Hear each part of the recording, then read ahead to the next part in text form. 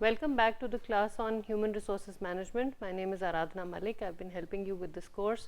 Today is the last session. This is the last lecture in this series of lectures on Human Resources Management. The way this is going to be structured is this. I will first go through the sets of slides that I have used throughout this course. There are about 650 slides. I'm sorry about the volume. A lot of these are introduction, hello, thank you sources, but approximately I would say 600 slides, but that's a lot of information, and I have tried to give you everything that I give to my regular students in a regular MBA or PhD program. So I just want you to have all of that information and go through it, and the whole purpose, like I told you in the beginning, is to stimulate thinking, is to stimulate the generation of ideas. I believe some of you have already taken the lead and started reading up a lot about more about the concepts that have been discussed, and that is the best reward a teacher can get. You take whatever has been discussed and you go further with it and you learn, because I don't think any one of us can actually claim to give you everything that we would like to give you in terms of these classes. So let's go through the slides first, and I had requested you to submit any queries that you had, and many of you have submitted queries, and I will try and answer them to the best of my ability during this brief session that we have, and if any of them are left, I will respond to you over email. So please don't worry, if you've asked a question, I will try my best to answer it. So let's move on with this. We started the course with an introduction to human resources management, discussed some sources, we discussed some basic concepts, we discussed the evolution of human resources management. This is just a basic brief historical background. We defined human resources management, we discussed the differences between personnel management and human resources management. Then we moved on to what the human resources management system consists of. So what comprises the work that a human resources manager does. Then we moved on to the different parts of the HRM system. We moved on to staffing, retention, development, adjusting, managing change, areas that human resources managers really address. And then we moved on to the responsibilities of human resources department. We discussed some challenges of HRM, and we then spoke about discussed the responses of firms to the new competitive realities that changes or that helps the HR function evolve. Then we moved on to why effective human resources management matters, and then we went on to what exactly it is that the human resources managers do, and then we talked about planning and implementing strategic human resources policies. How can you do it? The challenges of strategic HR planning, strategic HR choices. What kinds of choices do you have in your role as strategic HR managers?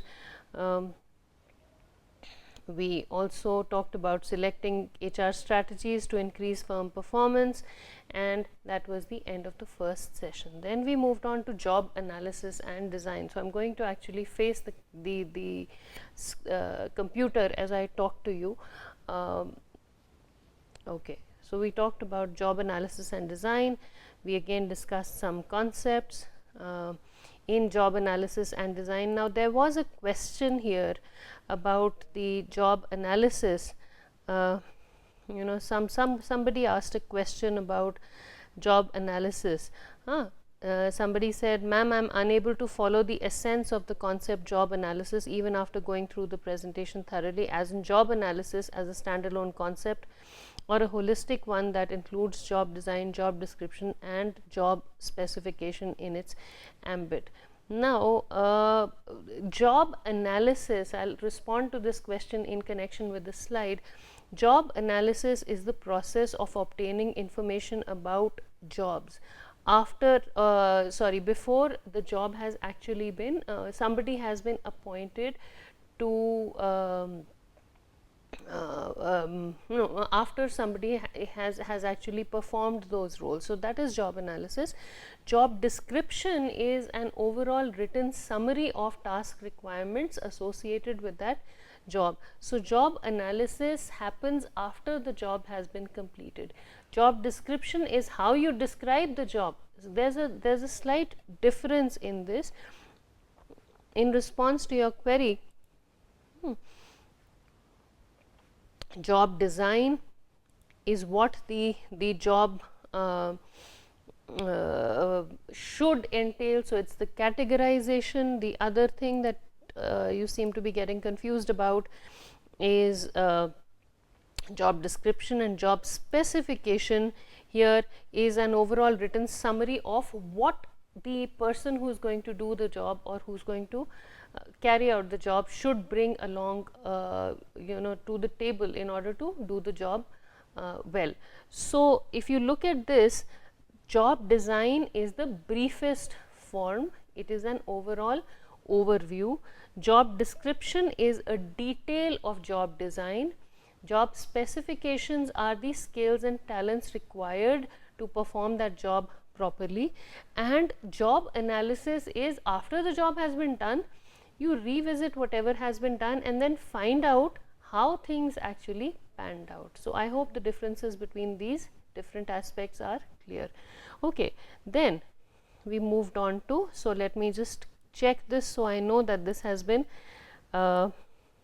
addressed, and I am going to highlight this. These are the queries. I have a very efficient TA, Saurabh Arora, who I believe you have been interacting with, and he went to the forum and he compiled all of these queries and he put them together, and then he said, ma'am, this is how you can address it. So I am going to mention his name here because I think he really deserves this recommendation here, this acknowledgement of the work he's put in. So then after going through these basic concepts, the computer doesn't want to switch. Okay, all right. So then we moved on to why should you study job requirements. Various issues were discussed. Types of organizational structure was discussed. Flat and boundaryless organization. Now I believe there was a question regarding this also. Somebody asked a question about flat and boundaryless organizations, and I'll just highlight this first. So whoever asked this question, the response is for you. I believe the student's name was Ritima Malhotra. Ritima ji, this is how I would look at boundaryless and flat organizations. See, when you go through this, you'll realize that flat organizations have a decentralized type of management approach. Flat organizations are organizations that are formed of skill-based teams. There is no strict hierarchy. The jobs are broadly defined. You do whatever you can within your capacity based on your training. Whatever is required is done by people who can do it at that point of time. When we talk about boundary-less organizations, we are talking about organizations whose employees are not really confined to those boundaries. For example, you may be associated with a consulting organization, you may be associated with a skill-based organization. You are bound to serve only that organization. That organization is your priority. So even if something from outside comes, you have to give this particular organization a high priority. So when we talk about flat organizations, we are talking about the intra-organizational structure. The hierarchy is not very strict, but you have to do whatever needs to be done for the organization that you are a part of. When we talk about boundary-less organizations, we are essentially talking about something similar to freelancing. So, or at least your commitment is not restricted to just one organization. You form joint ventures with customers, suppliers, competitors. Nobody stops you from going to another organization and letting them use your services. So your loyalty is not confined to this one organization. There are benefits of that and there are disadvantages. The disadvantage is that if you, in your capacity as an employee or as a, you don't even call people serving in boundary-less organizations as employees. You may have been given something to do and you do it for one organization, then you go to another organization, and this organization may be a competitor to the first organization that you were attached to. So, you just go and sell your service or do whatever you do in different organizations. That is the disadvantage here, is that you are not, there is a risk of trade secrets being transferred from one organization to another. The risk of competition increasing because the same person is going to different organizations is higher. This particular person who is serving different organizations may develop different loyalties or may not have any loyalty. So, the quality of work, again, it depends from person to person, it varies. So, that is what a boundaryless organization is. A flat organization would mean that you are not, there is no strict through proper channel, as we call it in government organizations. There is no strict method by which you can approach the person who will address your concerns. So, this through proper channel concept does not exist in that much of in that strict a way as it does in very strictly hierarchical organizations. So, I hope this is clear to you, Ritima. If you have any questions, please feel free to write to me and I will try and address your concerns. So, this is addressed right here. Okay. All right. So, then we moved on to process based organizations. Process is a collection of activities, and we talked about priorities of process based organizations. We talked about the job characteristics theory. We talked about different characteristics of jobs. We talked about legal issues regarding jobs. We talked about how we study job requirements. We talked about designing jobs. We talked about approaches to job design. We also talked about job analysis, the details of job analysis. We talked about some methods that we can use to gather information. We talked about some techniques of job analysis, and we talked about some advantages and disadvantages of job analysis methods. We did not discuss the O-Net content model, and but I hope that you will just take this forward and go through the details yourself. We talked about the relationship of job analysis to workforce planning. We also talked about the foundations for workforce planning, and we talked about talent inventories, workforce forecasts, etc. Then we talked about the guidelines for conducting a job analysis. We talked about job descriptions, details, flexible workforce, schedules, forecasting workforce demand. We talked about some selection methods, and we stopped there. Okay. And then we moved on to employee testing and selection. So, we again revisited some concepts. We talked about the hiring process. We talked about the differences between hiring and recruitment. We talked about developing recruitment policies. How do you address recruitment needs? We talked about internal and external labor markets. We talked about source of recruitment. We talked about evaluation hiring. We talked about diversity oriented recruitment. We talked about operations, recruitment operations, job search, how do you search jobs if you have been unemployed or if you're employed but searching for a new job. Then we also talked about the challenges in the hiring process. Then we discussed staffing, and we discussed the business strategy model of staffing decisions, and I told you this is actually very, very important right here. If you are a serving human resources professional, this particular model is going to help you with making decisions about the staffing requirements in your organizations. So, you can actually go through the depending on the stage that your organization is at, you can decide what kind of staffing you would like to have in your organization. Then we discussed organizational culture.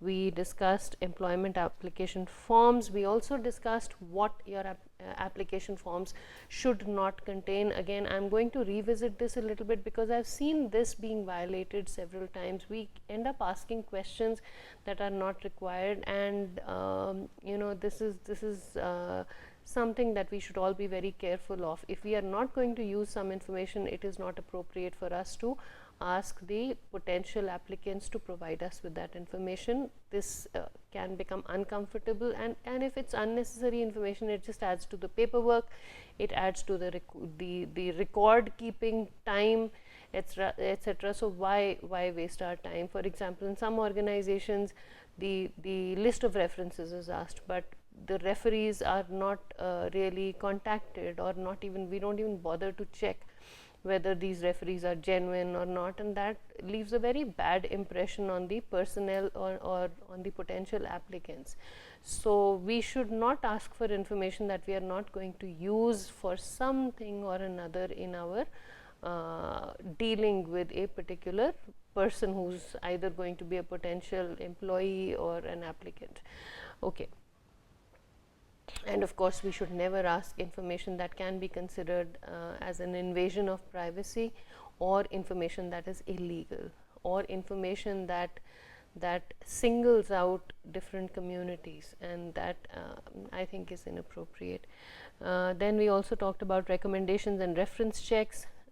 We talked about guidelines for writing letters of recommendation. I tried my best to address both sides of the issue. You know, what would you need to do from your point of view as a person who is doing the work, and as a beneficiary of the work that you do. So I've tried it. I'm sure there is lots of scope for improvement, but I've tried to address both sides of the issue.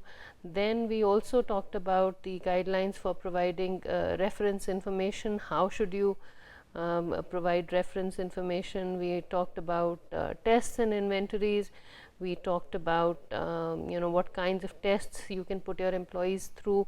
We talked about some controversial selection techniques. We talked about screening and selection methods, different types of methods that you can use to screen out the clients worthwhile, or the applicants who can actually be taken in from the ones who are either not as qualified or not going to be potential recruits. So we talked about various screening and selection methods. Then we talked about the employment interview, what an employment interview should consist of. We talked about the goals of an employment interview, and there is something that I must share with you at this stage. When we talk about the goal of an employment interview, we are talking about getting the best possible talent. Now, there is something called as a stress interview that we did not discuss, and I was reading up on some literature, and I thought that when I tied all the strings of the HR course, I would discuss this with you. And so the stress interview does not mean or does not indicate putting personal stress on the potential applicant. It does not mean that the potential applicant needs to be uncomfortable with the interviewing panel. You can be very nice to the potential applicant, you can make the potential applicant very, very comfortable, and still include stress in the manner in which you test the applicant's abilities.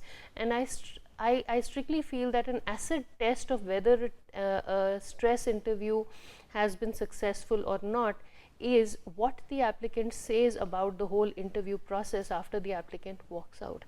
If the applicant comes in for an interview, feels challenged enough to get cornered in some situations, and then still goes out smiling and says, I would like to go back to this interview panel, or I was treated very well, but I felt very I felt I couldn't answer some of the questions because they were relevant, but I lacked in something. I think that is the most perfect stress interview there can be.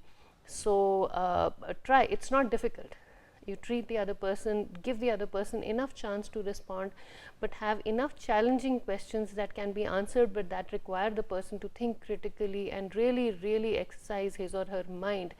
And I think that will really hold your company in good stead.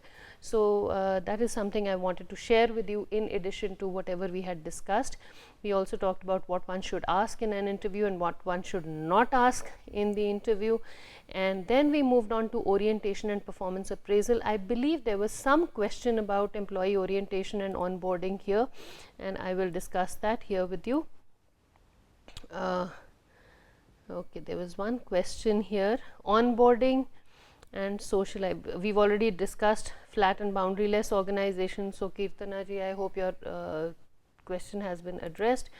Onboarding and socialization. Okay, now socialization is a wider term.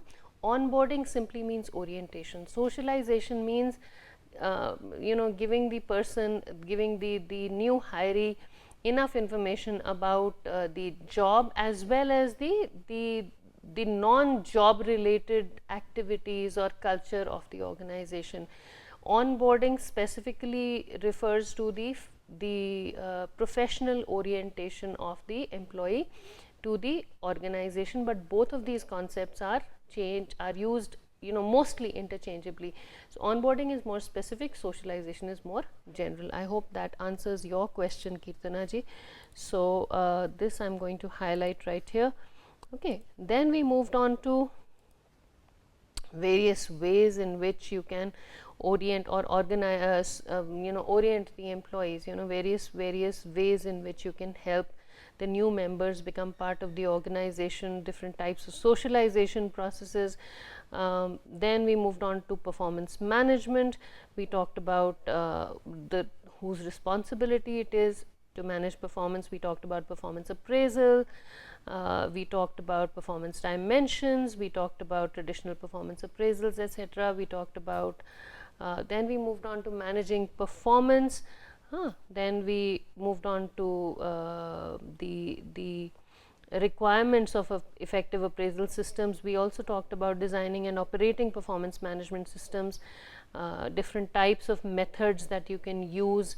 We discussed balanced scorecard later on in the last lecture. There was some introduction to it, but we discussed it much later. Then the feedback, how feedback on performance can be given, how do you manage poor performance. We also talked about the effectiveness of performance appraisals. We talked about appraisal interviews. We talked about performance feedback. So all of this was discussed, and then we moved on to training needs and training methods. We talked about training and development. We talked about the training process, what it involves, what you need to do, etc.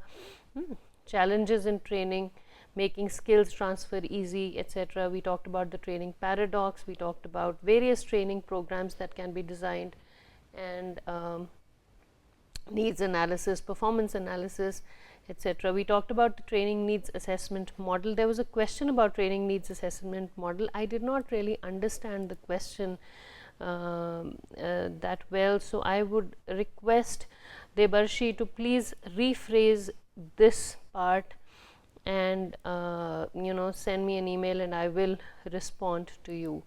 Okay, so how can the value added per employee be gauged? Debarshi, there is a lot of this is a very complex process. I'm so glad you have asked this question. The value added per employee, the most objective way method of gauging the value added per employee is to see the output of the employee in connection and compare it with the amount of resources that have gone in to train that employee and retain that employee and keep that employee in the organization. So then I'm sorry, I'm going to rush through. I think I've taken a lot of time for the initial part of this presentation. Then various types of training were discussed. We discussed the principles of learning, some principles of learning, team training, training methods. Then we moved on to the training process. We talked about challenges in training. We talked about selection of training methods. We talked about the on-the-job training process. We talked about training programs. Okay, we talked about managerial on-the-job training, off-the-job management training and development techniques, various ways in which you can train your employees. Then we discussed about career planning and management, how you can plan your career, how the organization can help you plan your careers, where you are, self-development. And again, I would really emphasize, this part, that if you treat yourself like a product that needs to be developed and sold and marketed, I think you will be very, very successful in taking your career to great heights. So career objectives and profile summaries, I gave you one exercise, and again I'm not going to evaluate this, but if you develop this roadmap, it will help you really rise in your career. I've tried it with my students and I've got the feedback that they found it to be very, very useful. Okay, and then we talked about, I don't think I discussed the career self-management program by Hewlett Packard, but you can go through it. It's, this is just a write-up about it. Then we talked about various methods of career management, career development, assessment phase. How do you rotate jobs? We talked about self-development. We talked about career anchors. There was one question about career anchors. I've just been shown the 5-minute tag, so I will not be able to go into it, but I will respond to your query in the I'll email it to you. Okay, assessment phase. Then we discussed we discussed succession planning, promotion decisions, retirements. Then we discussed the layoffs, separations, etc. We also talked about compensation. Various things regarding compensation were discussed, and pay and incentive systems, rewarding performance. We talked about various things here about compensation plans, etc. We also talked about different types of plans. We talked about benefits. We talked about leave. We talked about administering benefits. We talked about retirement and separation. So all of this was discussed. Then we talked about business ethics, then and the law. So we talked about ethics, morality, etc. Then we discussed ethical aspects of human resource management activities. So all of this was discussed. We also talked about employee health. We talked about stress, management of stress. All the remaining questions will be discussed in an email to you. Workplace health, safety. We talked about organized labor and union. I will take the time to respond to one question about labor unions. There was one question about labor unions, and I will just do that here. Joining a union in an organization is a voluntary act. It cannot be enforced. So this is what I can say, and whistleblowing is not a union avoidance strategy. That is, so these two questions are discussed. We talked about unions, we talked about suppression and avoidance strategies, bargaining. We talked about grievance processes, international HRM, strategic HRM. So we discussed a whole bunch of things, labor relations. In the context of HRM, we talked about the different theories of strategic HRM, and we talked about paradoxical tensions in sustainable HRM, and we talked about HR measurement and accountability. We discussed the balanced scorecard, and we ended with discipline in organizations, and we discussed the handling difficult employees, and special issues in handling difficult employees. So and how you can use HRM to prevent the need for discipline. So this was pretty much all that we discussed. I've tried to cover a large number of topics regarding HRM in this series of lectures, but I will still request you to please go through this whole series of lectures, and if there's anything that is remaining, please feel free to write to me. I will respond to you. I believe there is a video conferencing session scheduled or coming up. We are planning that. I'm not sure if the information has been communicated to you yet, but I will respond to your questions as and when they come up. So thank you very much for being a part of this course, and I welcome you to go through the other courses that are being offered by NPTEL and learn and grow as you go along. So thank you very, very much.